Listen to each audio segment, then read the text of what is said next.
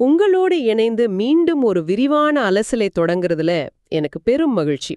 உங்களுடைய இன்றைய நாள் மிகச் சிறப்பா போயிட்டு இருக்கும்னு நம்புறேன். நிச்சயமா.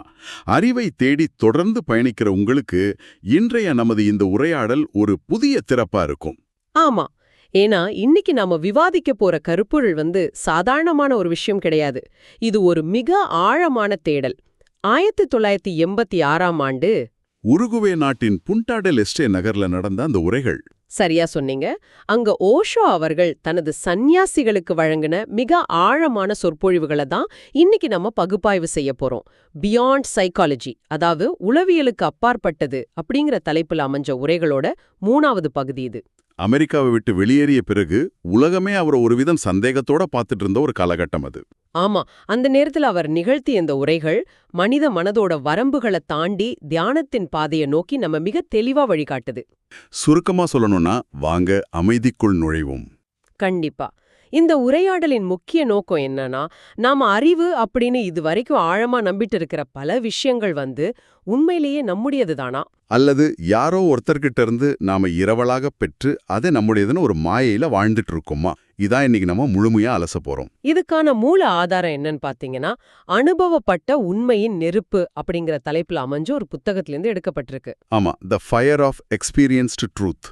இதுல ஓஷோ அவர்கள் தன்னிடம் கேட்கப்பட்ட மிக நுட்பமான, அதே சமயம் மிகவும் சவாலான 3 கேள்விகளுக்கு பதிலளிச்சிருக்காரு. இந்த பதில்களுக்குள்ள மதம், அரசியல் வர்க்கம், அப்புறம் மனிதர்களோட அகந்தைன்னு பல பரிமாணங்கள் ஒழிஞ்சிருக்கு இல்லையா? நிச்சயமா. ஒரு மனிதன் தன்னைத்தானே முழுமையா அறிஞ்சுக்க சமூகமோ அவன் கற்ற கல்வியுமே எப்படி தடையா மாறுது அப்படிங்கறத இது ரொம்ப புதுசானுகுது. சரி, நாம நேரா முதல் கேள்விக்குள்ள போயிடலாம். இந்த மூல ஆதாரத்தை படிக்கும்போது எனக்குள்ள பல விஷயங்கள் ஓடுச்சு. முதல் கேள்வி ரொம்பவே நேரடியானது. அதாவது, உலகெங்கிலும் உள்ள மதத் தலைவர்கள், குறிப்பா போப்பாண்டவர்கள், மடாதிபதிகள், இவங்களெல்லாம் மக்களை ஏமாத்துறது அவங்களுக்கு தெரிஞ்சே நடக்குதா அப்படிங்கிற கேள்வி. எக்ஸாக்ட்லி. எனக்கும் பல முறை இது தோணியிருக்கு. இவ்ளோ பெரிய பொறுப்புல இருக்கிறவங்க, பல லட்சக்கணக்கான மக்களை வழிநடத்துபவர்கள், தாங்கள் என்ன செய்யறோம், எந்த மாயையை விதைக்கிறோன்னு கொஞ்சம் கூட தெரியாமல் தானே இருப்பாங்க. அவங்க வேணும்னே உண்மையை மறைக்கிற குற்றவாளிகள்னு தான் நம்ம சாதாரண புத்திக்கு தோணும். ஆமா, அப்படி நினைக்கிறது இயல்புதானே. மேலோட்டமா பார்க்கும்போது அப்படித்தான் தோணும். ஆனா ஓஷோ இத மிக தெளிவா ஒரு உளவியல் நிபுணரை விட மிக ஆழமா பகுப்பாய்வு செய்யறாரு. அவர் என்ன சொல்றாரு? இந்த மதத் தலைவர்கள் மக்களை வேணும்னே ஏமாற்றதில்லை அப்படிங்கறது தான் நிஜம்னு சொல்றாரு. ஓ, இது கேட்கவே கொஞ்சம் ஆச்சரியமா இருக்கே. ஆமா, ஏன்னா அவங்கள பின்பற்றும் சாதாரண மக்கள் எந்த அளவுக்கு ஆழ்ந்த விழிப்புணர்வற்ற உறக்க நிலையில இருக்காங்களோ அதே அளவிலான ஒரு மன உறக்கத்துல தான் இந்த தலைவர்களும் இருக்காங்க. அதாவது அவங்களும் அன்கான்ஷியஸா இருக்காங்கன்னு சொல்றீங்க. சரியா சொன்னீங்க. விழிப்புணர்வு உள்ள ஒருத்தரால மற்றவர்களை ஏமாற்றணும்னு நினைச்சாலும் ஏமாற்ற முடியாது. அதே சமயம் விழிப்புணர்வற்ற ஒருவரால உண்மையை சொல்லவே முடியாது. ஆனா அவங்களுக்கு நல்ல நோக்கங்கள் இருக்கலாம் இல்லையா? தாங்கள் கடவுளோட சேவையை செய்யறோம்னு அவங்க முழுமையா நம்பலாமே. நம்பலாம். ஆனா நல்ல நோக்கங்கள் மட்டுமே ஒரு செயலை சரியாக்கிடாது. ஒரு மருத்துவர் நல்ல நோக்கத்தோட தவறான மருந்த கொடுத்தா நோயாளி இறக்கத்தான் செய்வார். ரொம்ப சரியான உதாரணம். நோக்கங்கள் எவ்வளவு புனிதமானதா இருந்தாலும் அத விழிப்புணர்வற்ற நிலையில செய்யப்படும் போது அதோட விளைவுகள் மிகுந்த ஆபத்தானதா இருக்கலாம். அவங்க தங்கள்கிட்ட இருக்கிறது பேரறிவுன்னு முழுமையா நம்புறாங்க. ஆனா அது பல நூற்றாண்டுகளா இரவலாக பெறப்பட்ட வெறும் தகவல்கள் மட்டும்தான். இந்த இருவலாக பெறப்பட்ட அறிவு அப்படிங்கறத பத்தி பேசும்போது எனக்கு இன்னொரு சுவாரஸ்யமான விஷயம் ஞாபகம் வருது. அலெக்சாண்டர் அப்புறம் வேதங்கள் சம்பந்தப்பட்ட ஒரு மிக அற்புதமான வரலாற்று நிகழ்வு இந்த உரைகள்ல வருது. ஆமா, அது ரொம்ப முக்கியமான ஒரு பதிவு. அலெக்சாண்டர் இந்தியாவுக்கு படையெடுத்து வந்தப்போ அவருடைய குருவான அரிஸ்டாட்டில் அவர்கிட்ட ஒரு விசித்திரமான கோரிக்கையை வைத்தார். கிரீக்கத்தில் உள்ளவங்களுக்கு எழுத்து வடிவலான புத்தகங்கள் மேல ரொம்ப ஈடுபாடு அதிகம். அதனால நீ இந்தியாவிலிருந்து திரும்பும்போது ஹிந்துக்களின் 4 வேதங்களையும் எனக்காக கட்டாயம் கொண்டு வா. உலகத்தின் ஒட்டுமொத்த அறிவும் அந்த 4 நூல்கள்ல பொதிஞ்சிருக்குன்னு அரிஸ்டாட்டில் சொன்னார். அலெக்சாண்டரும் இது ரொம்ப சுலபமான வேலைன்னு தான் நினைச்சுக்கிட்டாரு. ஆனா அப்போதெல்லாம் இந்தியாவில வேதங்கள் அச்சு புத்தகங்களா இல்ல, செவி வழியா கடத்தப்பட்டு வந்தது. கடைசியா மிகவும் வயதான ஒரு பிராமணர்கிட்ட உண்மையான வேதங்கள் பாதுகாக்கப்பட்டு வர்றத அலெக்சாண்டர் தெரிஞ்சுக்கிட்டாரு. அவர்கிட்ட போய் எனக்கு அந்த வேதங்கள் வேணும்னு அதிகாரமா கேட்டப்போ அந்த முதியவர் ரொம்ப அமைதியா, நாளை அதிகாலை சூரியோதயத்தின் போது என் குடிலுக்கு வா, நான் உனக்கு வேதங்களை தர்றேன்னு சொன்னாரு. அந்த இரவுதான் மனித வரலாற்றில் நினைவாற்றதுக்கும் உண்மையான அறிவுக்குமான வித்தியாசத்தை உணர்த்திய மிக முக்கியமான இரவு. ஆமா, அன்னைக்கு இரவு அந்த முதியவர் தன்னோட 4 மகன்களையும் ஒரு நெருப்பு சுற்றி உட்கார வச்சாரு. 4 வேதங்களையும் 4 பேருக்கும் பிரிச்சு கொடுத்து இரவு முழுவதும் படிச்சு மனப்பாடம் செய்ய சொன்னாரு. அவங்க சிறு வயதிலிருந்தே கடுமையான பயிற்சி பெற்றவங்க. ஒரு முறை படிச்சா அப்படியே மனசுல பதியும் அளவுக்கு அபாரமான நினைவாற்றல். அவங்க முழுமையா மனப்பாடம் செஞ்சு முடிச்சதும் அந்த வயதான முதியவர் அந்த பழமையான வேத புத்தகங்களை அப்படியே அந்த நெருப்பிலிட்டு முழுமையா எரிச்சிட்டார். அதிகாலையில அலெக்சாண்டர் பெரும் படையோட வந்து நின்னப்போ அங்க புத்தகங்கள் எரிஞ்சு வெறும் சாம்பல் மட்டும்தான் மிச்சம் இருந்துச்சு. அந்த முதியவர் அலெக்சாண்டரை பார்த்து சிரிச்சுக்கிட்டே, நீ கேட்ட புத்தகங்கள் இப்போ இல்ல, ஆனா இதோ என் 4 மகன்கள் இருக்காங்க, இவங்க தான் இப்போ 4 வேதங்கள், இவங்களை நீ தாராளமா உன்னோட அழிச்சிட்டு போன்னு சொன்னாரு. இத பார்த்து அலெக்சாண்டர் அதிர்ந்து போயிட்டாரு. ஆமா, ஏன்னா அவருக்கு அந்த மனிதர்கள் அழைச்சிட்டு போறதுல எந்த பயனும் இல்ல. அந்த 4 இளைஞர்களுக்கும் வேதங்கள்ல உள்ள வெறும் வார்த்தைகள் மட்டும்தான் மனப்பாடமா தெரியுமே தவிர அவங்க கிரீக்கம் அறியாதவங்க. அந்த வரிகளோட உண்மையான அனுபவமோ ஞானமோ அவங்க கிட்ட இல்ல. வெறும் டேப் ரெக்கார்டர் போல செயல்படும் மனிதர்களை கூட்டிக்கிட்டு போய் என்ன செய்யறதுன்னு அலெக்சாண்டர் வெறும் கையோடு திரும்பிட்டாரு. இதிலிருந்து நாம என்ன புரிஞ்சுக்கலாம்? இந்த கதைய இன்றைய நவீன சமுதாயத்தோடு இணைச்சு பார்த்தா ரொம்ப தெளிவா புரியும். நினைவாற்றல் அப்படிங்கிறது வேற, புத்திசாலித்தனம் அப்படிங்கிறது வேற. நமது மனித மூளை இயற்கையாகவே அமைந்த ஒரு சிறப்பான உயிரியல் கணினி மாதிரி. அதாவது ஒரு பயோ கம்ப்யூட்டர்.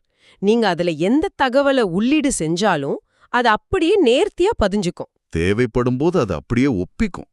நமது தற்போதைய கல்வி முறையும் சரி, மதத் தலைவர்களும் சரி, தாங்கள் அறிஞர்கள்னு சொல்லிக்கிறவங்களும் சரி, இப்படிப்பட்ட வெறும் நினைவாற்றலை மட்டும்தான் முழுமையா நம்பியிருக்கிறாங்க. அவங்க எந்த இலக்கண பிழையும் இல்லாம மிகச்சரியான உச்சரிப்போடு பேசுவாங்க.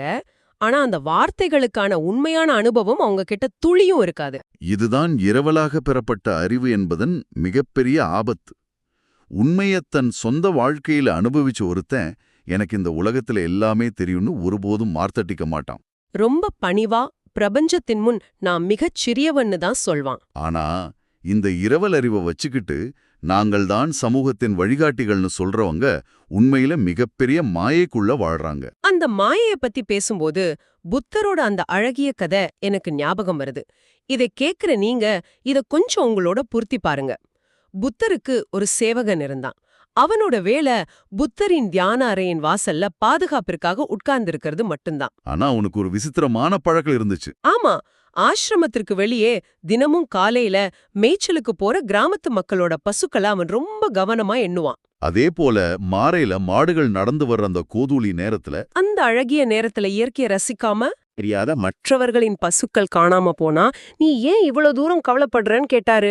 இது அந்த சேவகனின் கதை மட்டும் இல்ல, இன்றைய உலகத்துல வாழ்ற பெரும்பான்மையான மனிதர்களோட கதையும் இதுதான். சரியா சொன்னீங்க. புத்தர் இதையே ஒரு பெரும் வாழ்வியல் பாடமா சொன்னாரு. உங்களுக்கு சிறிதும் சொந்தமில்லாத அறிவை பற்றி கவலைப்படுறது மற்றவர் பசுக்களை எண்ணுவதற்கு சமம். அது உங்கள் பொன்னான நேரத்தையும் ஆற்றலையும் முற்றிலுமா வீணடிக்குது. மற்றவர் பசுக்களை எண்ணி கவலைப்படுறதை விட உங்களுக்குன்னு சொந்தமா ஒரு பசு இருந்தா அது உங்களுக்கு பால் கொடுக்கும், உங்கள் பசியை போக்கும்னு புத்தர் சொன்னாரு. நீங்க அனுபவிச்சு அறியாத யாரோ எப்போதோ சொன்ன அறிவை சுமந்து திரியறது மனித மனதிற்கு எவ்வளோ பெரிய சுமைன்னு இந்த கதை மிக அழுத்தமா பதிவு செய்யுது. நாம தினமும் படிக்கிற செய்தித்தாள்கள்லயும் சமூக வலைத்தளங்கள்லயும் வர்ற நமக்கு சம்பந்தமில்லாத தகவல்களை எண்ணி கவலைப்படுறது இந்த மற்றவர் பசுக்களை எண்ணும் வேலைக்கு சரியான உதாரணம். அந்த மாயையை இன்னும் ஆழமா புரிஞ்சிக்க ஜார்ஜ் குர்ஜிஃப்குரிய ஒரு வலிமையான கதையையும் நாம இங்க இணைச்சு பார்க்கணும். அந்த மந்திரவாதி கதை தானே? ஆமா, ஒரு அடர்ந்த காட்டுல ஒரு மந்திரவாதி வசிச்சு வந்தான். அவன்கிட்ட நிறைய செம்மறி ஆடுகள் இருந்துச்சு. அவன் ரொம்ப சோம்பேறி. தினமும் ஆடுகளை மேய்ச்சலுக்கு கொண்டு போய் பாதுகாப்பா திருப்பி அழிச்சிட்டு வரது அவனுக்கு பெரும் சிரமமா இருந்துச்சு. காட்டு விலங்குகள் ஆடுகளை அடிச்சு சாப்பிட்டுடும் அல்லது ஆடுகள் தப்பி ஓடிடும்னு ஒரு பயம் வர. அதனால அந்த மந்திரவாதி ஒரு தந்திரம் செஞ்சான். தன்னிடம் இருந்த வித்தையை பயன்படுத்தி எல்லா ஆடுகளையும் மனவசியம் செஞ்சான். ஒரு ஆட்டோட காதுல போய் நீ ஒரு சாதாரண ஆடு இல்ல, நீ ஒரு சிங்கம்னு சொன்னான். இந்த காட்டின் விலங்குகளுக்கெல்லாம் ராஜாவான நீ ஏன் மத்த ஆடுகளை போல பயப்படணும்னு சொல்லி நம்ப வச்சான். இன்னொரு ஆட்டுக்கிட்ட நீ மிருகமே அல்ல, நீ ஒரு மனிதன்னு சொன்னான். இப்படி ஒவ்வொரு ஆட்டுக்கிட்டையும் ஒவ்வொரு பொய்ய சொல்லி அதை முழுமையா நம்பும்படி செஞ்சான். அந்த ஆடுகளும் தங்களை சிங்கம்னும் மனிதன்னும் ஆழமா நம்ப தொடங்கிடுச்சு. இதனால அந்த மந்திரவாதி ஒவ்வொரு நாளும் ஒவ்வொரு ஆடா உணவிற்காக வெட்டி கொள்ளும்போது கூட மத்த ஆடுகள் கவலைப்படவே இல்ல. தங்களை சிங்கம்னு நம்பிய ஆடுகள் அவன் வெட்டுறது ஒரு சாதாரண ஆட்டத்தானே, எனக்கு அந்த ஆபத்து வராதுன்னு தைரியமா சுத்தி தெரிஞ்சுது. எந்த ஆடும் தப்பிக்க முயற்சி செய்யவே இல்ல. இத கேட்கும்போது இது வெறும் ஆடுகளின் கதை இல்லைன்னு தோணுது. இது நாம் வாழும் சமூகத்தின் துல்லியமான ஒரு பிரதிபலிப்பு. எப்படி அந்த ஆடுகள் தங்களின் போலி அடையாளங்களை சுமந்துகிட்டு மரணத்தை நோக்கி சென்றனவோ, அதே போலதான் மனிதர்களும் தங்களின் போலி பெருமைகளை சுமந்துகிட்டு திரியிறாங்க. ஓஷோ இத பத்தி என்ன சொல்றாரு? நமது உலகத்தை இத்தனை காலமா ஆண்டு வர்ற மதத் தலைவர்களும் அரசியல் அமைப்புகளும் இதுபோலவே சாதாரண மனிதர்களை தங்கள் சுயலாபத்திற்காக மனவசியம் செஞ்சு வச்சிருக்காங்கன்னு சொல்றார். உங்களுக்கு துளியும் தெரியாத விஷயங்களை உங்களுக்கு தெரியும் அப்படின்னு உங்களை ஆழமா நம்ப வச்சிருக்காங்கன்னு சொல்றாரு. அதாவது ஆன்மாவை பற்றியோ இறைவனை பற்றியோ நமக்கு எந்த ஒரு சொந்த அனுபவமும் இருக்காது. ஆனா பல நூல்களை படிச்சதால நமக்கு எல்லாமே தெரியும்னு ஒரு கர்வத்தை விதைச்சிட்டாங்க. இந்த மாயையில சிக்கியிருக்கிற மனிதன் தனக்கு உண்மையில எதுவுமே தெரியாது அப்படிங்கிற நிஜத்தை ஏத்துக்கவே மறுக்கிறான். ஆனா எனக்கு இங்க ஒரு மிகப்பெரிய சந்தேகம் வருது. இப்படிப்பட்ட போலி அறிவுல மூழ்கி கிடக்கிற மனிதர்கள்கிட்ட போய் உங்ககிட்ட இருக்கிறது சிங்கம்ங்கிற வேஷம், நீங்க வெறும் ஆடுகள், உங்களுக்கு தெரிஞ்சதெல்லாம் பொய்ன்னு உண்மையா சொல்றவங்கள இந்த உலகம் ஏன் கோவத்தோட எதிர்க்குதுன்னு கேக்குறீங்க? ஆமா, ஏன் அவங்கள சிலுவையில அறையறாங்க அல்லது விஷம் கொடுத்து கொல்றாங்க, ஏன் பரம எதிரியா பாக்குறாங்க? இது மனித மனதோட ஒரு சிக்கலான உளவியல். மனிதர்கள் தாங்கள் பல வருடங்களா இரவலாக பெற்ற போலி அறிவை ஒரு பெரும் பொக்கிஷமா பாதுகாக்கறாங்க. அதுதான் அவங்களுக்கு ஒரு அடையாளத்தை தருது. திடீர்னு ஒரு ஞானி வந்து உங்ககிட்ட இருக்கிறதெல்லாம் வெறும் குப்பன்னு அந்த போலி அறிவை பறிக்கும்போது மனிதர்களுக்கு பெரும் கோபம் வருது.